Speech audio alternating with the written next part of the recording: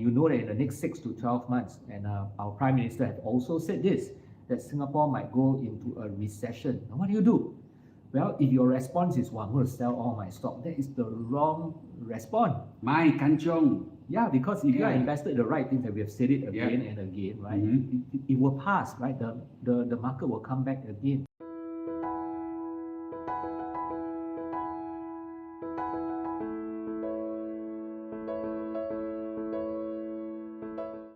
A lot of people asking the magic question. The answers will come. It will pass. When? Yeah, everybody asks when, And what do we do now? What we do now in the time being, We got money now, what do we do? Hold money also die, don't hold money also die. Invest also die. Yeah. Now, it's a good question.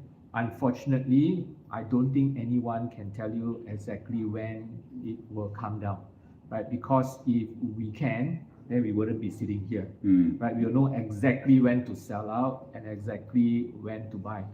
But is it really important to know when? It is only important to know when if you are greedy. Only if you are greedy, you need to know exactly when to get out of the market and when to go into the market. If you are not greedy, you don't need to know, because all you need to know, and this is from almost 100 years of history, that the stock market goes up, generally up in the long run.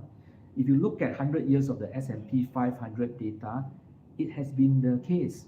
If you look at MSCI World Index from 1970, it has gone through wars, Iraq War twice. The market has came down before 20-30%. The Dow has came down before 20-30% from 1970 until today. Well, we have September 11 during this period. We have many other things, right? We have natural disaster. Some of us remember Hurricane Katrina. We have the oil crisis in the 1970s, right? So the world has gone through all these things. But if you had invested in the MSCI World 1970 and go through all these things, you will still be making lots of money. So there is no need to know when exactly. And honestly, nobody knows when. I know sometimes investment professionals, so-called experts, fund managers will tell you that I know when, right? And I'm going to time the market accurately. But in truth, and when I say it's from evidence, most people cannot correctly guess it most of the time. But if you know that it's going to go generally up, if you have already invested your money, but let me qualify this, you must be invested in the right things. Crypto, right? Luna. So if you invested in the wrong things, then staying invested for long term doesn't make you money. Yes. If you invested in 1-2 stock and the stock is a lousy stock, then in the long term you may not make money, right? So if you invest in the right things, if you've been listening to Lou all this time, you invested in the index, whether it's the S&P 500, then you can stay invested. You don't have to worry. Yeah. And if you have invested in maybe a good, say for example, bond fund, right? Now, the thing about bond fund managers is this: the bonds that they buy will mature, right? It has to mature, right? Because when they buy a bond, maybe you'll mature in 2 years' time, 5 years' time. When it mature, you know that, well, if the bonds that are buying are good corporate bonds, you're not going to lose money despite the up and down of the market. The bond, you're not going to lose money, the capital will come back. Now the fund manager has to redeploy. And when they redeploy and buy the new bonds now, the bonds will give them a higher expected return, right? Because the bond price has fallen. So actually your bond manager is actually doing a lot of selling or waiting for the bonds to mature and buying new bonds with a higher expected returns. If you've got extra cash now and you are buying into the stock, you are getting a higher expected rate of return because the markets have fallen. So let me summarize by saying, if you are invested, correct things, don't panic. This short term don't kanchong.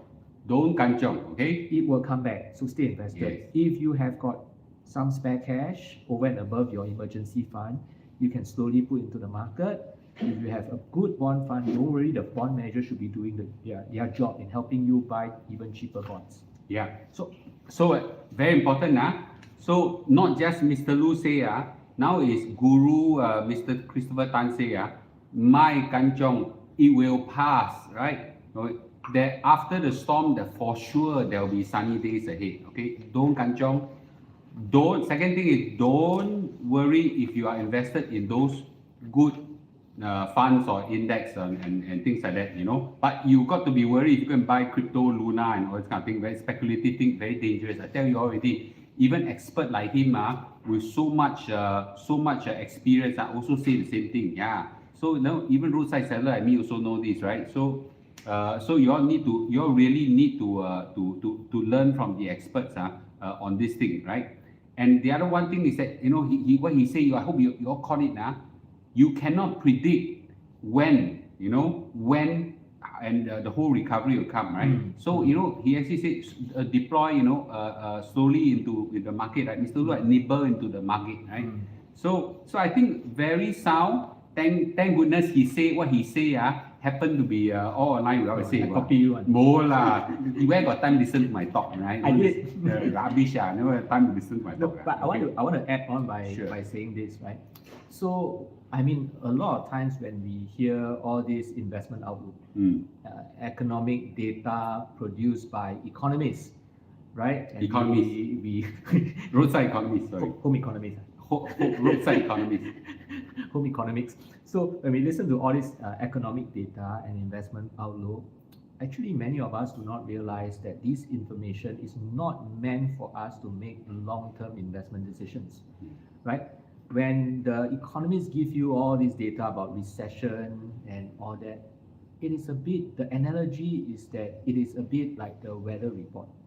It tells you what's going to happen in the next few hours. Right? I mean, you don't get a weatherman telling you for sure that they know what's going to happen in the next 5 months. It's not possible, right? So when the economist is giving you an outlook, it's giving you a short-term outlook. The short-term outlook, listen, is not meant for you to change your long-term investment decision. The economist telling you all this short-term information is actually to help you make possible necessary adjustment to your short-term financial planning decision. Such as, well, your expenses. Now, if you know that, well, the world may be going into a recession, right? And you know that in the next 6 to 12 months, and our Prime Minister has also said this, that Singapore might go into a recession. Now, what do? Well, if your response is, well, I'm going to sell all my stock, that is the wrong response. My kanchong. Yeah, because if you are invested in the right things, and we have said it again and again, right? It will pass, right? The market will come back again. The correct response then would be that, okay, if we are going to go into a recession, if I'm about to take a huge loan to buy a big ticket item, perhaps I want to sit down and consider whether this is the best time to do it. I may want to sit down and ask myself whether will I lose my job, the job that I'm in, right? And if that is a possibility, maybe now I better take time to build up my emergency fund instead of investing into the market. So the all these data that they're not useless, right? They're not useless, but it's just that people use the information wrongly to go and adjust their long-term investment decision, which is wrong. You should actually make adjustment, if necessary, to your short-term financial planning decision so that your financial health can be strong. Because if your short-term financial planning, your short-term financial health is strong, then you would be able to better weather the storm that is coming, right? So it is like, again, like I use the analogy of the weatherman, right? So if the weatherman is telling you that, you know, it's going to rain in the next few hours, but if you need to go to work, you go to work. You don't call your boss and say, boss, the weatherman says that it's going to rain, so I cannot go to work. You get sacked, right? You still go to work, but the information is so that you can better prepare yourself, bring an umbrella, leave home earlier, you know, so that you can still get to work. So please use the information wisely.